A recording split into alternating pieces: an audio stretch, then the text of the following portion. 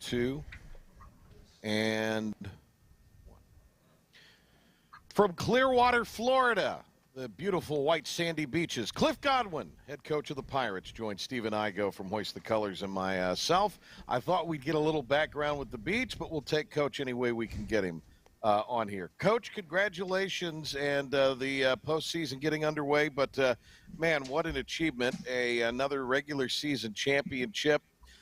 Congratulations to you and your staff and, of course, all the players. Yeah, I appreciate it. Sorry, I don't have my computer in front of the view, but there's no electrical outlet near there, PJ. So my computer's not charged up enough to just take it off the cord. But no, I appreciate it. Our guys fought extremely hard throughout the entire season. Our staff, our athletic trainer Logan Rupp now, our strength coach Dennis Wilson. I mean, so many guys were just poured into by our staff, and of course with injuries and other things, it's not as easy as probably what people think, especially our fans. That, no offense, we've spoiled them over the past 5 years, but that's a good thing. And I'm just happy for our guys, especially our seniors, so they could do it once again. The team looked a lot different this series than maybe they had looked in recent weeks. Why do you think that was?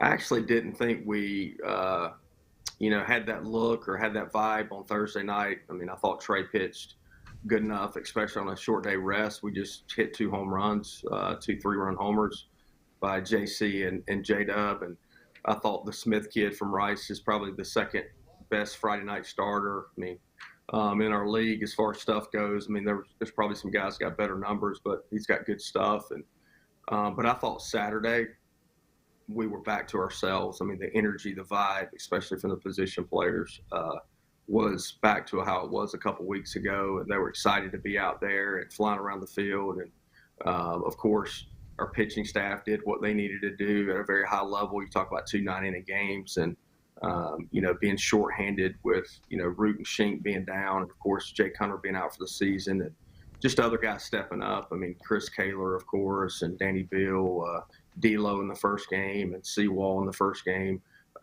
being able to get some innings. I thought that was crucial and gives those guys even more confidence moving into the postseason. Jacob Jenkins Cowart, as Cliff Godwin joined Steve and Igo and myself, named the Player of the Week, final one of the regular year in the American. They tried to pitch him away, and he made the adjustment and drove the ball all weekend for you, hitting that opposite field homer. Actually went opposite field a couple of times with the home run ball. So do you feel like now that maybe he's had a heck of a year, but is he starting to get that look that you wanted him to have all season now as you guys push into the postseason? Well, I think he's had spurts throughout the year where he's looked like that, but obviously when JC's driving the ball the other way, we feel like he's locked in. As a lot of our guys, I mean, when we're able to hit the ball the other way, it's just showing that we have an approach, and we're not just trying to pull everything to pull side, because we can get ourselves in trouble with that. But super proud of JC. I mean, he broke the single season RBI record for the American Conference, which, to be honest with you, I had no idea that was even in play on Friday. And just so proud of him. He's done it the right way. He's been a great teammate this year. He's worked hard. He's provided energy with our team. So any accolades that he gets, he's earned, and we're proud of him. Coach, certainly you referenced the pitching challenges here recently, but you also get the news that you have to close out the regular season with a doubleheader playing for a championship. So, how much did that change things going into the series? And again, y'all face adversity, and it's not easy to sweep a doubleheader no matter who you're playing. So the challenge of doing that, trying to win a championship, what was that balance like? Yeah, I mean, you look back, and I don't think we had a doubleheader until conference play, and I guess Wichita State was a doubleheader, UAB was a doubleheader, South Florida was a doubleheader, unfortunately, and then this past weekend was a doubleheader, which you're on a short week already, and then you got Thursday, Friday. So really a blessing in disguise probably that, Tuesday got rained out, because I don't know if we could have navigated this weekend if we'd have had to throw a lot of guys on Tuesday. So super happy for our pitching staff. AK's done an unbelievable job with them, just keeping them in a positive headspace. even with injuries. And we feel like Shinkman and Root are definitely getting better, and we feel pretty good about them pitching in some capacity if we're here long enough towards the end of the week down here in Clearwater. Yeah, I was going to ask Coach about Shingman and Root, just because obviously, regional play right around the corner. How important is it just to get them, back into a game environment? Because I assume it'd be pretty tough to go from not throwing, at least in a live setting, to pitching in the postseason. Well, I go in a perfect world. Yeah, of course, you would love to get them out there before, regional play starts. But, we're not at the luxury of having that crystal ball. They did get off the mound on Saturday, and it felt good.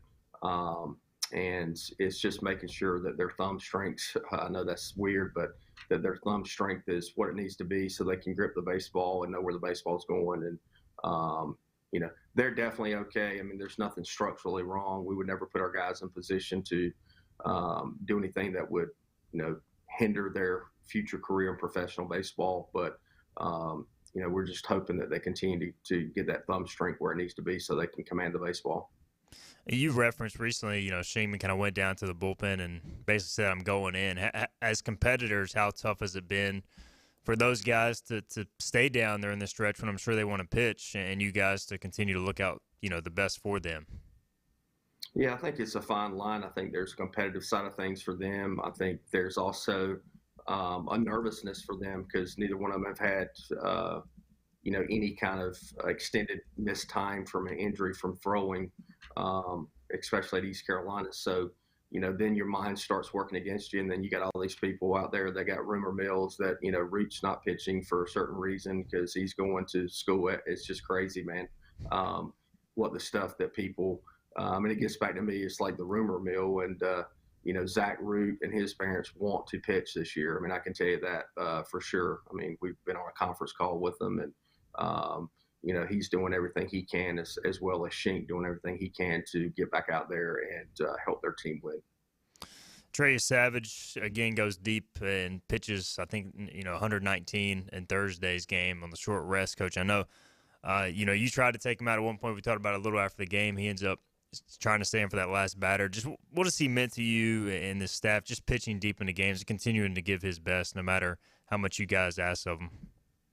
Yeah, there's not enough time for me to talk about Trey and what he's meant to our team, but to our staff, to everybody. I mean, of course, the stuff is big league stuff, and he's developed tremendously under Coach Knight, and just working with all of our staff members to be where he is today. But for him to take the ball every Friday night and go out there and give you 5 to 7 innings pretty much every time he goes out is kind of unheard of in college baseball these days. I mean, there's just not a lot of great starting pitching out there that can go deep into games. There's more, 3-inning guys. But I say this a lot, and I don't want it to fall on deaf ears, but Trey Savage is a better human than he is a pitcher, and that's saying a lot because he's a damn good pitcher. And the way he wants East Carolina to win, and that's always at the forefront, is pretty special. And he'll be somebody we talk about for years to come, for sure, about how good he was and the body of work he's put in, especially this year. Pirate head coach Cliff Godwin's with us. The Pirates are in Clearwater, Florida this week for the American Athletic Conference tournament. We'll talk about some of that. Colby Wallace, I'm trying to think back. Was it Thursday, Friday? One of the games he came in, though, and just filled up the zone. That had to be really good to see. Friday. He came in game one of the doubleheader, I believe it was, and filled up the zone. That was pretty awesome to see. Yeah, it was awesome.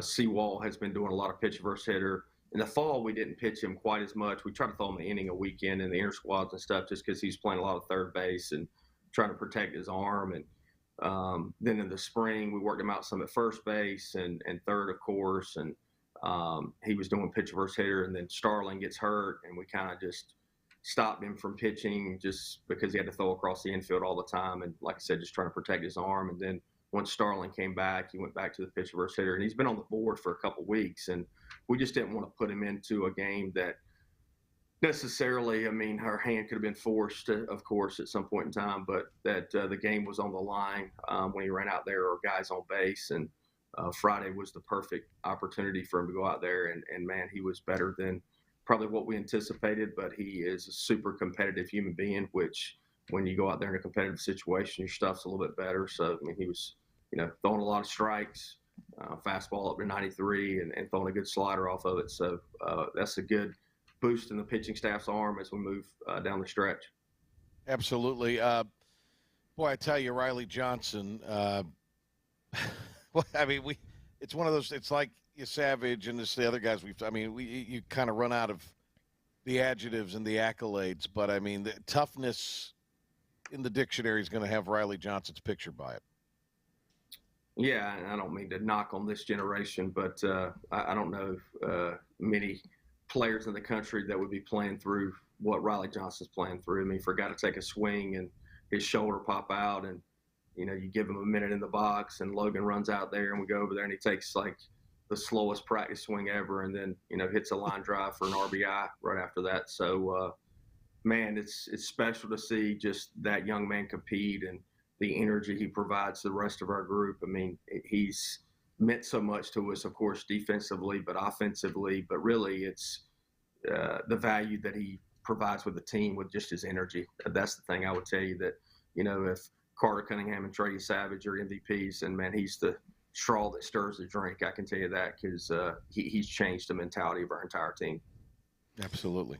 Coach, heading into the conference tournament, obviously, and turning the page there, you guys will face Rice again for a fourth consecutive game. And I know at the end of the day, it's about ECU baseball, you guys doing your own thing. But what challenges or help does it present to play a team, that you just played? What difference does that make for you guys?